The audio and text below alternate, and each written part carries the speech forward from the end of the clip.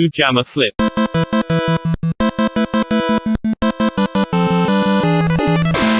Pajama flip. Pajama flip. So here is my Honda Aftric Twin, and sitting on its seat is a Blueskysea dual camera motorcycle camera, which I plan on fitting to it to replace my TomTom Bandit action cameras that I currently use. And I thought I'd put this video together to talk about how easy or difficult it is to fit and how well the device works. I spent about £105 on it. I've actually bought two of them. The other one's going on a Honda NC 750X. So let's start by seeing what's in the box. Okay, so the model is a B1M. It doesn't have a screen or anything, it just has a hard drive that's meant to be inside it. And it should have a camera for the front and the rear. You can see you get a little instruction book. Then we have quite a lot of padding around it, which is good, I suppose.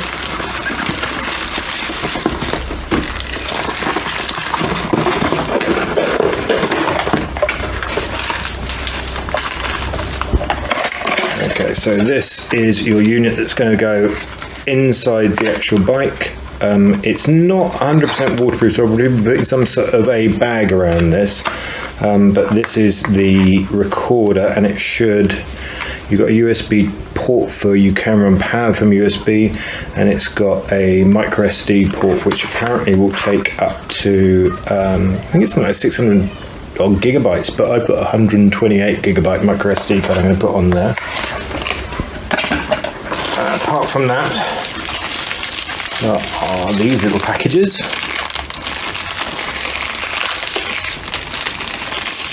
So this is the remote control. The remote control goes on the handlebars, and you can press it to save a clip as you go along. It doesn't loop recording. This is a power for, presumably for that. And then I've got, I'm dropping on.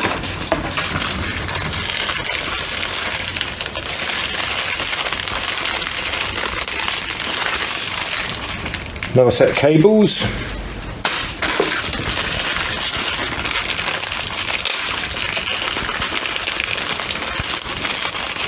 These are the two cameras, both the cameras. There you go. One for the front, one for the rear. And then the remaining wiring loom. So there we go, that's everything all laid out. Two cameras, some loads of wiring, the gubbins for the inside and the bit for the handlebars, plus the instructions. Let's see how we get on.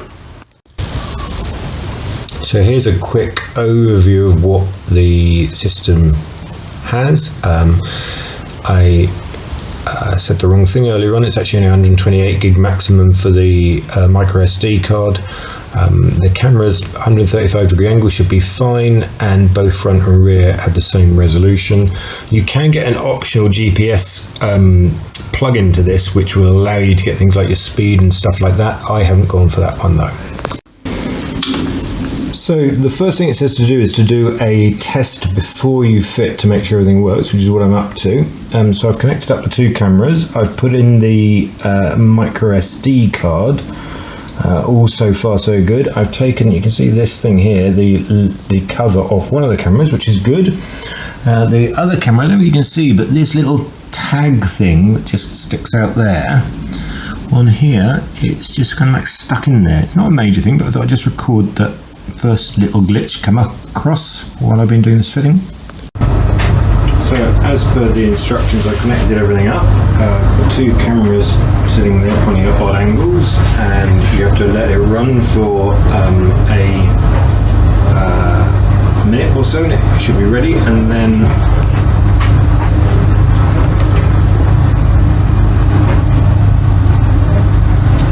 you can see a rather flattering picture of myself there. But that's the app on my iPad Mini 2. I've just got it on my phone, but I thought I'd show you it on the iPad, and it's connected up fine and seems to be recording fine. I'm now going to try downloading a clip and make sure that all works. So that's everything working, recording by your back, etc. And so next step will be to go and look at putting it on the bike. Okay, so I've got the seat off the bike, and having a quick search around on Tinternet, and it would appear, with a bit of luck, that this plug here, so this is a 2017 Aftric Twin DCT, and that plug is used for the alarm, which I don't have, and the space there seems about perfect to fit the unit, and hopefully that plug should also have a constant live and a switch live, which is exactly what I need. We shall see. Okay, so the unit is now all connected up via the auxiliary plug that I was talking about. If you do have an Aftric Twin, from what I gather, the port is only there on right hand or UK or European models. It's for the alarm. I have connected up to the red and yellow cable and the green cable. The red and yellow cable being the switch live, and the green cable being the ground. Strangely, there's a red and a yellow cable to go into the switch live. The actual device itself suggests that the red should go into a permanently on live, but if you read the manual, it quite specifically says that they should both go to the switch live. So I've done that, and considering I read some reviews where they had been plugged to the permanent live and had caused a battery drain, it seemed like a good idea. Did a test of it, and if I come up here and I turn the bike on, you should be able to see the little red light has now come on the device, and in just a second it will start to beep and say it's working. And I haven't got the iPad out here, so I can't show you that, but it will connect up and it all appears absolutely fine. Camera's working and everything. There we go. So the first light you can see there, so you've got the red light, and then the first light indicates that the Wi-Fi is connected. The second light that's missing, and it isn't on my one, is actually to say that your GPS is working. I don't have the GPS. The third light, the one that is solidly on, is to say your cameras are working, and the flashing green light is to say the device is recording. So the unit is all fitted. You can see the little camera at the front there, tucked away, right in the centre. The remote control, it's a little bit difficult to see, but I have the remote control actually stuck to the tank just there. For me, because it's a DCT bike, that works fine. Then the rear camera is tucked away behind the rear indicator with a little grommet taking the wiring in there. All seems to work very well.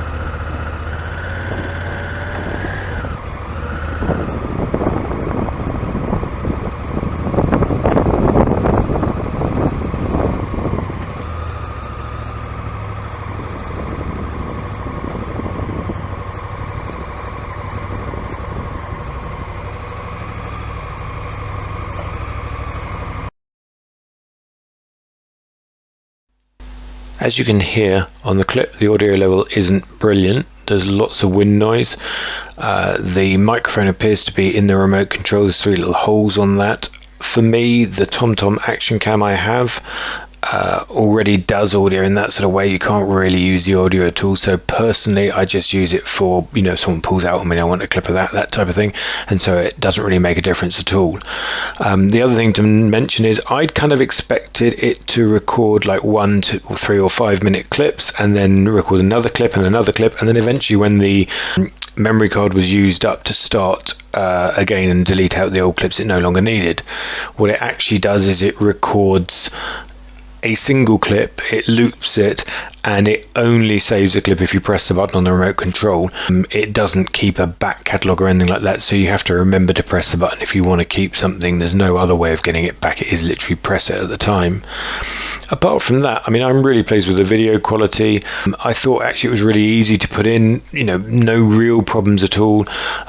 The next thing is to fit it to the NC750X, which should be a little bit easier because the petrol tank is under the seat rather than in the normal place. All in, very impressed, and thank you very much for watching. I hope you found the video useful.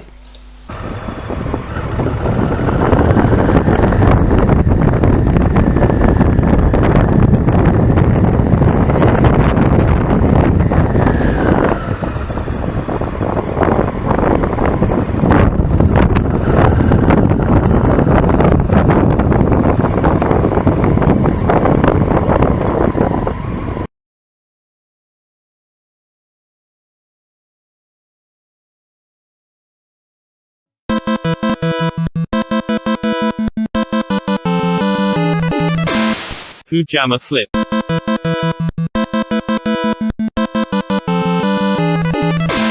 Pajama flip. Pajama flip.